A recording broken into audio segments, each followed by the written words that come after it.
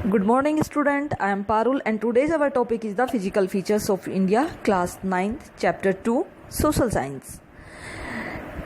Physical features of India. सबसे पहले हम बात करते हैं अर्थ की। About to earth.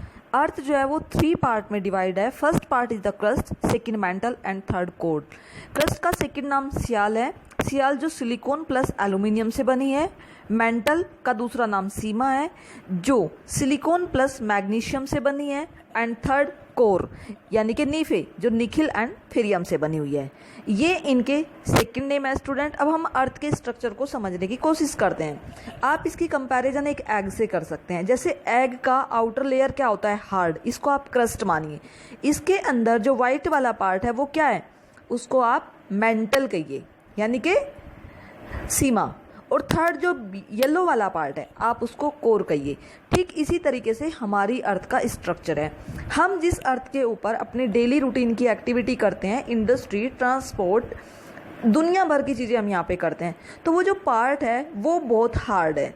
कैसे? जैसे कि हम इस एग को देख रहे हैं बाहर से, और जैसे हम अंदर जाते हैं तो सॉफ्टनेस बढ़ती जाती है और इनर पार्ट जो है वो लिक्विड फॉर्म में आ जाता है। हमारी जो अर्थ है स्टूडेंट वो 3 लेयर पे टिकी है। एक लेयर कन्वर्जेंट बाउंड्री। हमारी जो प्लेट्स है वो मूव करती हैं 3 टाइप से। 7 प्लेट्स के ऊपर पूरी अर्थ टिकी हुई है और वो 3 टाइप से मूव करती है। फर्स्ट है आपकी convergent boundary, second divergent boundary and third transform boundary. ठीक है, तो जो कन्वर्जेंट बाउंड्री है, कन्वर्जेंट बाउंड्री जो है वो किस तरीके से मूव करती है। डाइवर्जेंट बाउंड्री का मूव करने का तरीका अलग है और ट्रांसफॉर्म बाउंड्री का मूव करने का तरीका अलग है। सो फर्स्ट है आपका divergent convergent boundary. Some plates come towards each other called the convergent boundary. जब 2 प्लेट एक दूसरे के पास आती है यानी कि दोनों फोर्स आमने सामने लगती है, तब क्या होता है, उसको हम कन्वर्जेंट बाउंड्री कहते हैं। और इसमें क्या होता है सर, दोनों प्लेट्स के बीच का जो मटीरियल होता है, और जब दोनों प्लेट्स मूव आएगी तो वो जो मटीरियल है वो ऊपर उठना शुरू हो जाता है।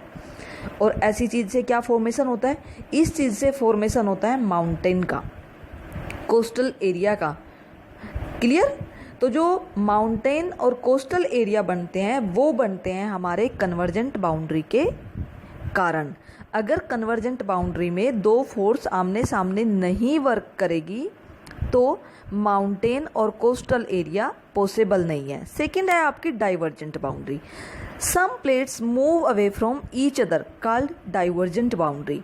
स्टूडेंट, जब 2 फोर्स अपोजिट साइड फोर्स लगाती है ना, यानी कि एक दूसरे से दूर जाती है, तब क्या होता है, तब डाइवर्जेंट बाउंड्री होती है। और डाइवर्जेंट बाउंड्री से जो लैंडफॉर्म्स बनते हैं वो बनते हैं पासिज। जैसा आप पिक्चर में देख सकते हैं, दोनों साइड क्या है, माउंटेन, और बीच से क्या है, एक रास्ता, जिसे क्या कहते हैं, पासिज। जैसे भारत और पाकिस्तान के बीच हिमालय में बहुत सारे पासिज है। क्लियर? अगर आप आप चाइना और भारत के बीच में बहुत सारे पासिज है। अरुणाचल प्रदेश और हिमालय में बहुत सारे पासिज है। यानी कि वो रास्ता जो एक साइड से दूसरी साइड क्रॉस कर जाता है उसको हम कहते हैं पासिज। थर्ड आपकी जो बाउंड्री है वो है आपकी transform boundary. When 2 plates coming together they may be either collide and crumble, they also move horizontally called the transform boundary. जब 2 प्लेट एक दूसरे की तरफ मूव करती है हॉरिजेंटली, और जब वो दोनों मूव करती है तो वो एक दूसरे से सीधे सीधे नहीं टकराती बल्कि उनके साइड यानी कि किनारे टकराते हैं। और किनारे टकराने से अर्थ के ऊपर जो है 2 एक्टिविटी होती है, एक होती है अर्थक्वेक और दूसरी वोल्केनो। जैसा मैंने आपको बताया हमारी 7 प्लेट के ऊपर अर्थ टिकी हुई है, ठीक उसी तरीके से जब वो प्लेट आपस में टकराती है तो क्या होता है, तब हमारा अर्थक्वेक आता है। ठीक उसी तरीके से जब आप सड़क पे चलते हैं और 2 वाहन या 2 गाड़ियाँ दोनों की साइड थोड़ी सी लगेगी, जब साइड एक दूसरे से लगेगी तो